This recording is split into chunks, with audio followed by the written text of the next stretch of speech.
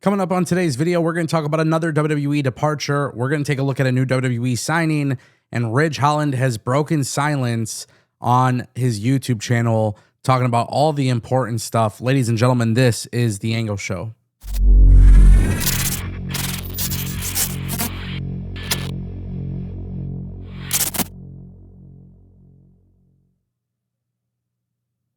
And if you guys want more videos like this, don't forget to click that subscribe button and ring that bell. This way you never miss a video on the channel. Now, today I want to kick things off with Ridge Holland. He uploaded a relatively awesome video breaking down pretty much his entire journey in the WWE. And more specifically, he kind of broke down some things that I think a lot of people had kind of been spreading misinformation on. And obviously with Ridge Holland, he's in a very interesting situation because there's been a lot of talk about him getting released and then breaching his contract. And then obviously he spoke out about, you know, the mortgage payment thing, and then a GoFundMe comes out. And I think there's just a lot of things being said about Ridge Holland. And it was really nice to see him kind of, peel back the curtain a little bit and talk about this. I want to show you guys a clip of the video, which, by the way, I'll put the full link in the description if you guys would like to watch it, and I highly encourage it. What I do want to hold my hands up for is that last tweet that forced the situation to get worse. That was purely out of frustration, and I'm mad at myself for doing that because something that is kind of out of character for me. I don't react that way, but I think knowing that my career with WWE was coming to an end and I never really got to show my true potential, whether that's my fault or situational regarding injuries and or things that happened, whatever, I felt kind of a little bit wronged. I don't know who by, just by the whole situation. So I hold my hands up, and if I had the time again, I wouldn't have posted that tweet, but I needed an outlet, I needed to vent. And that was a very, very, very interesting part of the video that I highly recommend you guys watch the full thing, get the full context. But obviously, it sounds like this guy knows that he probably shouldn't have put out the tweet, and the tweet obviously made everything worse. But if you watch this video in its entirety, one of the really cool things that Luke Menzies did is that he really just broke down his career, and he seems very grateful for his career, way more ups than downs. And I think instead of him feeding into every headline and all the dirt and all the bullshit that's being said, I think what you get here is somebody who's just being human. And I think sometimes people are looking at this situation and they're forgetting that we are all human. You know, it's like there's so much talk about the GoFundMe. There's so much talk about the money aspect of things. This guy took, reportedly he took a pay cut to go back to NXT.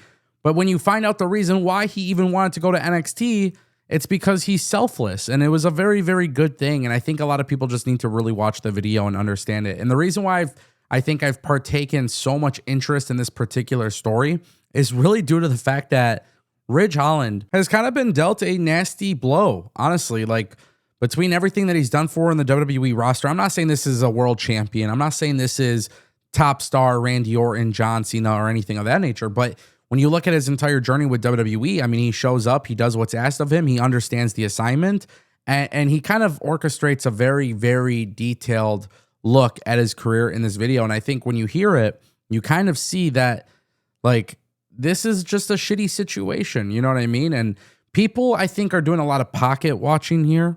And it's like, you can't sit here and talk about how somebody saves money or what their finances are or whatever it may be. It costs a lot of money to be a WWE superstar. I think people are forgetting about that, and it's really important that people don't forget about that. But definitely check it out if you guys are interested. Okay, and that brings us to our next topic. Ladies and gentlemen, a new WWE signing has been revealed. This time it is a WWE ID prospect by the name of Yane Harrison, who is the latest to join the WWE ID program. WWE made the announcement today. Congratulations to Yane Harrison. He was originally trained at the TC Pro Dojo before being scouted by WWE at the IWS Training Center in Montreal. Yane went on to earn a WWE tryout during SummerSlam week after taking part in the Masterclass camp at WWE ID School, which was EPW, Elite Pro Wrestling. And now he is in WWE. There is some talk of, what WWE could be doing here with the WWE ID talent. There's rumors of Evolve possibly going away, but WWE is still doing Evolve as it currently stands. We're getting new WWE ID prospects, I should say. included on WWE Evolve, which is always fantastic. What's really cool about this guy only made his debut a couple years ago. You might have seen him on Maple Leaf Pro Wrestling as well. So obviously, Scott D'Amore, being in Canada, has a great way of scouting talent, even saw something in him and brought him to Maple Leaf PW. Obviously, if you're WWE and you see that, you're thinking, okay, other people have interest in him. Let's get him in the program. I'm going to tell you guys, I don't like the name Yane Harrison. Like, he's definitely going to have to come in to WWE, and they're going to have to, repackage him. Whatever they see in him, for television purposes, I think you would have to give him a little bit of a better presentation. But that's the beauty of WWE ID. He doesn't have to change right now. He's on WWE's radar. He'll probably get utilized on Evolve. WWE will continue to monitor his career and see what he's doing. And all while that happens, it's not going to prevent him from working elsewhere, which is a very good thing. So shout out to Yane Harrison, new WWE signing. That brings us to our next topic, our final topic, ladies and gentlemen. Jesse Ventura is gone from WWE. This might be a little bit shocking. Maybe it's not. Maybe it is. But for those who don't know, Jesse Ventura, who has been part of WWE and the Saturday Night's Main Event, turns out his contract has actually expired. And that's why we're not seeing him anymore. He had 1 year deal. And obviously in the past year, we've seen him, doing Saturday Night's Main Event. But that was his last one. And there was a lot of talk about the Damian Priest match. And I think a lot of people have been quite, hard on Jesse Ventura. Jesse Ventura, obviously a WWE legend. WWE just simply decided to move on. And I don't think this is really that big of a blow to WWE. I don't think it's a big blow to Jesse Ventura. Both of them got their own stuff going on. Obviously, with Jesse Ventura, I think the big thing was that I thought initially he brought a different feel to Saturday Night's Main Event. I feel like he created some value for Saturday Night's Main Event. Especially when you look at that picture, right here, it's like he's got the nostalgia going on. WWE loves the nostalgia.